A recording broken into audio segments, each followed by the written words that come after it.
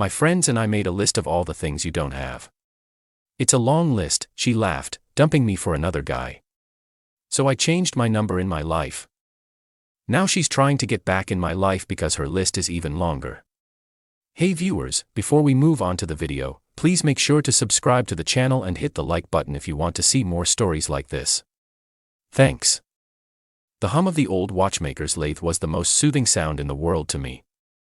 It was a Friday night, and while most people were out chasing the weekend, I was in my little workshop, a converted spare room in the back of the apartment I shared with my girlfriend, Chloe. She called it my hobbit hole. I liked the sound of it.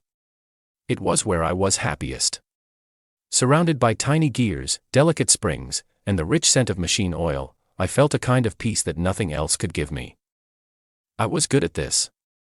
Not in a flashy, impressive way, but in a quiet, deeply satisfying way.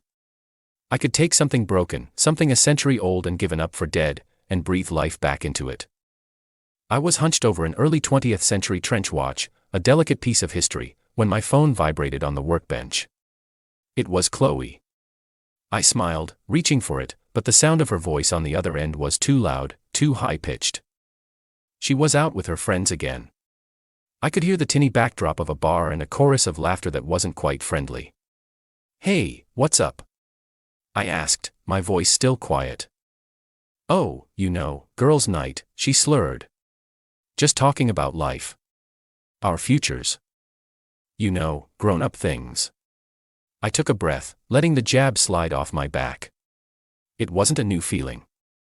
For the past year, Chloe had been a constant low-grade fever in my life. She'd always been a social climber, but lately, it had escalated into a frantic public performance. Our 6 years together, the last 3 of them living here, had become a point of contention. She'd constantly post about her goals and vision boards on Instagram, and I felt less and less like a partner and more like a background character she was trying to write out of the script. My quiet contentment was, to her, a fatal flaw. "Sounds fun," I said, trying to ignore the condescension dripping from her voice. "Just doing some work here." "Yeah, about that," she said, and her tone changed. It wasn't playful anymore. It was cold. Vicious. "We were just talking about how you're, so content. It's actually kind of cute, in a sad way." I didn't respond. I knew where this was going, and the dread was a familiar, heavy stone in my stomach. She took my silence as a green light. "My friends and I just realized something. We made a list of all the things you don't have. It's a long list, Alex. A really long list. A real man should have a real life by now, not this. You're not a prize. You're a project I don't have time for." The words hit me hard. It wasn't just a dig. It was a complete and utter dismissal of who I was, of the life I had chosen, of the years we had shared. The worst part was her smug laughter after she said it. The sound of her friends giggling in the background was a chorus of contempt. It was all a joke to them. My life was a joke to them. My entire existence was a punchline. I felt the blood drain from my face, but a different kind of heat began to rise in its place. A cold, hard certainty. The hum of the lathe, which was once so soothing, now felt like a buzz in my ears, a white noise over the ringing of her laugh. I didn't know what to say. There was nothing to say. I just listened to her breathe on the other end of the line, waiting for me to react, to get upset, to ask what was wrong. I gave her none of it. I simply hung up the phone and placed it back on the workbench, the silence of the room a welcome relief. My hands, which had been so steady just moments before, were now shaking. I picked up the tiny timepiece again and went back to work. But I wasn't just fixing a watch anymore. I was beginning to put myself back together, one silent, deliberate moment at a time. The next morning, the apartment was a tomb of tension. The air felt thick, heavy with the things left unsaid on the phone the night before. I was in the kitchen, silently making coffee. I didn't know what I was going to say, but I knew what I wasn't going to do. I wasn't going to beg. I wasn't going to plead. There was no point in asking for an explanation she had already given, no matter how cruel. Finally, she sighed dramatically and put her phone down. "We need to talk." "Okay," I said, my voice flat, giving her nothing to work with. "Look, this isn't working for me anymore," she began. Her tone rehearsed, like she had practiced this conversation in front of a mirror. "I need more. You're just so content. You don't want to climb. You don't want to grow. You're just comfortable." I stared at her, a strange distance settling over me. The woman I once knew, the one I had shared 6 years of my life with, was gone. In her place was a stranger, giving me a performance review. She continued, gathering steam and confidence as she went on. "I've met someone who gets it. Who understands my vision. His name is Julian. He's a tech founder.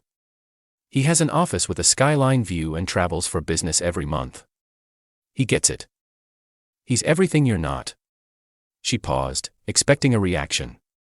She was waiting for me to get angry, to get hurt, to demand to know what I did wrong. But I just stood there, stirring my coffee, giving her nothing. This seemed to frustrate her more than anything else. Her voice grew sharper, more defensive. "You should honestly thank me for doing this now instead of later. You were holding me back, Alex. I'm an investor and you were a stock that just wasn't appreciating. You'll find someone who fits your little life. But I deserve more." The words were like stones, one after another, building a wall between us. My quiet life, my passion, my love for her. All of it was being devalued and tossed aside like a cheap trinket. A strange calm washed over me. A feeling of clarity I hadn't had in months.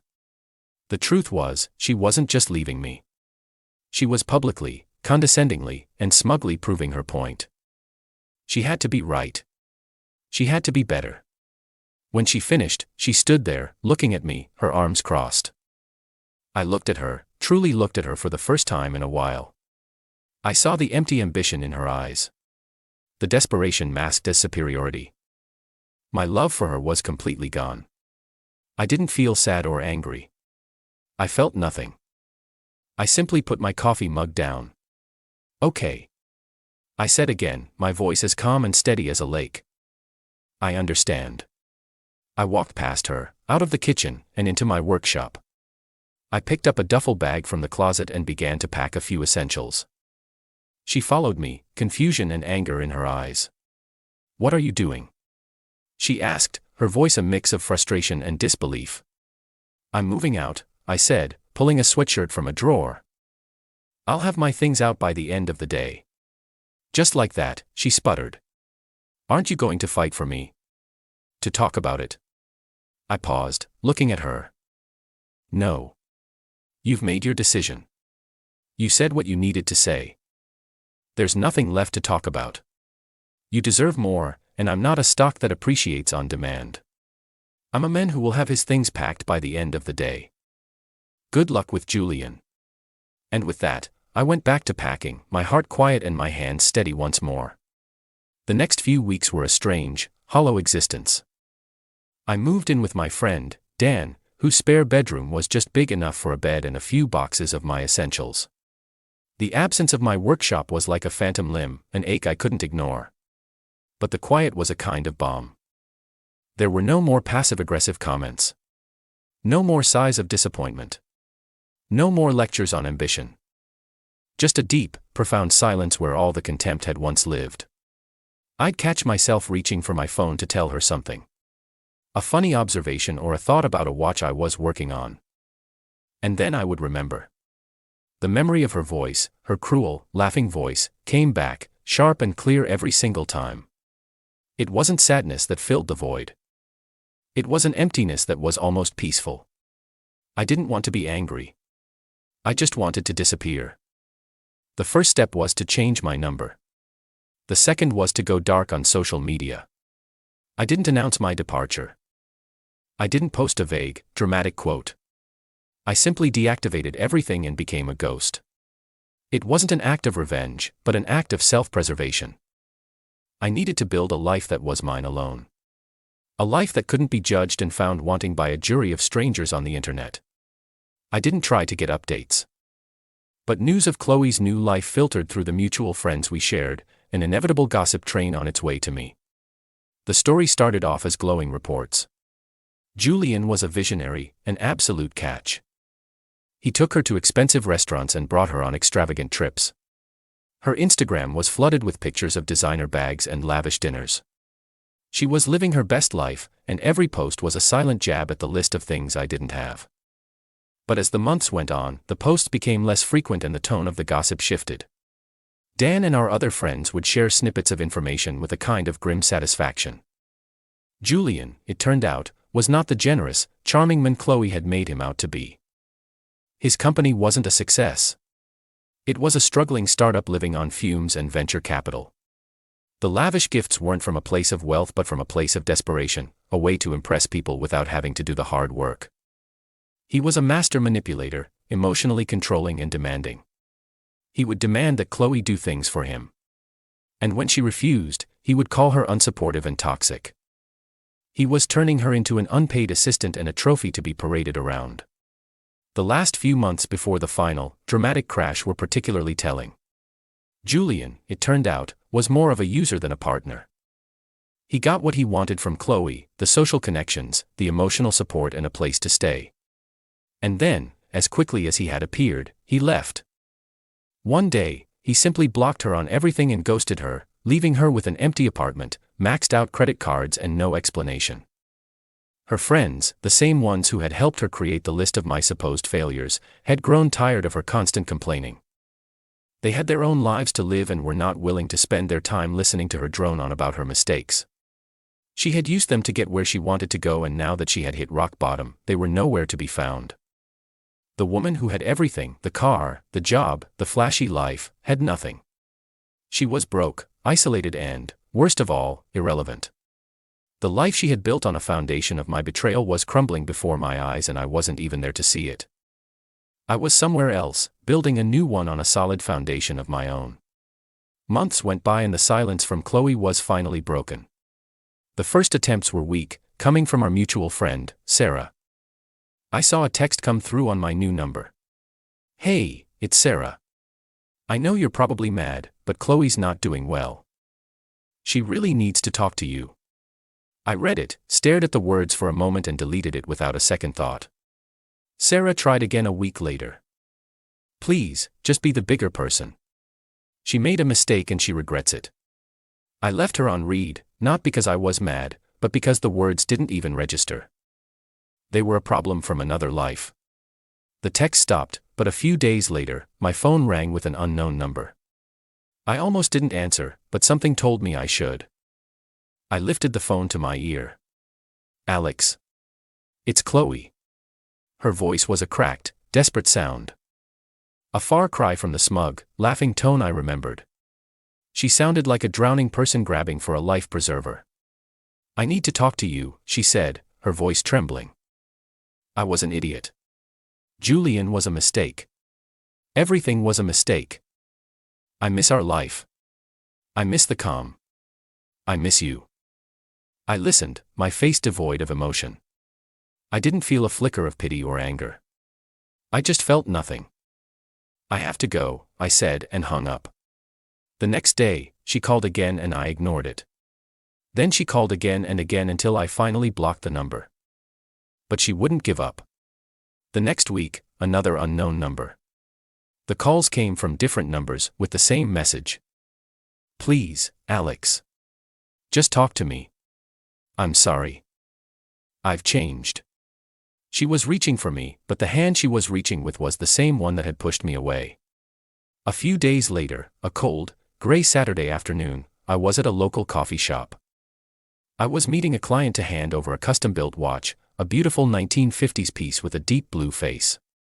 I was proud of my work. My small online business was doing well and I had a waiting list of clients. I was talking about the history of the piece when I saw her. Chloe was standing in the doorway, looking pale and haggard, a cheap knockoff of the woman I had once known. Her eyes were red-rimmed and her expensive clothes looked cheap and ill-fitting. She saw me and her face lit up, a glimmer of hope in the wreckage of her life. She approached my table, a desperate, hungry look on her face.